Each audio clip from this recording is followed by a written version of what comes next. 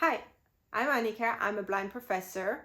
This is my first video, so I thought I'd introduce myself to you.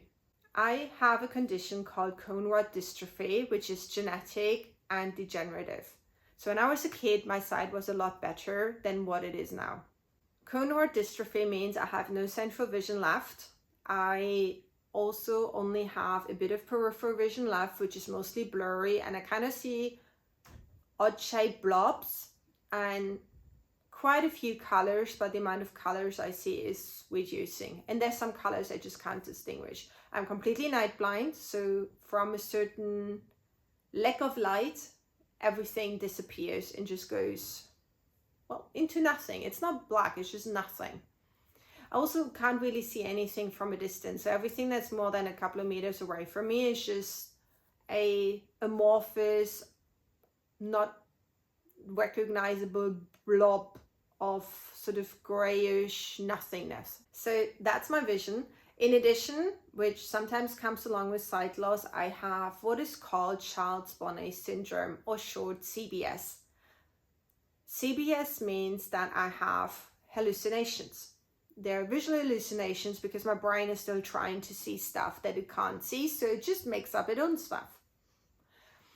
For me, this means I have a constant fireworks show. I see fireworks all the time. The fireworks are red and yellow. In addition, I have glowworms, or like glow sticks, that form geometric figures and shapes, which are mostly triangles and squares, but sometimes they make circles or sort of rectangles as well. But they do prefer triangles and squares. These are sort of in a yellowish green color. Sometimes they're blue. I have those all the time. They never stop. Even if I shut my eyes, they're there. They're always there. They're like an overlay, always there. In addition to those constant hallucinations, I have hallucinations that just pop up every now and then. Those are more like lantern posts, bollards, walls, and dodgy people either wearing hoodies or trench coats. It actually took me quite a while to understand that those were hallucinations, and to understand that not everyone sees fireworks and glowworms and blinking thingies all the time. I just thought it was normal, and actually only after years I've asked my partner and he's like, no, we don't all see that. So it really took me way into adulthood to realize that not everyone sees fireworks all the time. So that's my sight loss story in very brief. Probably go into it in more detail at a later stage. In my day job, I'm a professor. So what does that mean? I teach at a university in the UK and I do research. In my research, I focus on disability inclusion. For me, I do this because I want to make life better for people in the disability community. I've experienced a lot of discrimination, bullying, harassment, barriers throughout my life, and still do. So I want to use my research to help dismantle those barriers and to make the world a more disability inclusive space where we don't actually have to think about inclusion because it's just in everything, and we just automatically think of different disabilities when we design products, services, put on events, or whatever it is we do. We just think disability inclusion as a default. That's what I'm striving for, and this is why I do research in this field. My research is all around the world with amazing people in different parts of the world, with different charities and non-governmental organizations and companies. So yeah, I love it. It's great fun.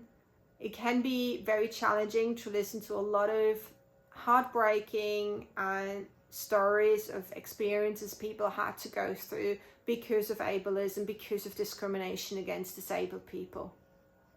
So what is this channel about? Well, in this channel, I want to do a couple of things. One of those is to take you on a journey through my research, show you what is it like to do research, but also share my research insights with you and all the activities I do in order to share my research with the wider community. This social media stuff is one of those things, but I've also made a documentary.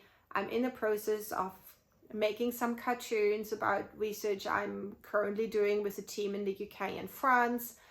I've won an exhibition together with a great team. We co-curated an exhibition together, and it's going to come up again. So all of these activities I want to share with you, but I also want to share with you some of what it's like to be a blind academic, being disabled in academia, which still has a lot of ableism built into the system, but also what it's like to be blind just in everyday life.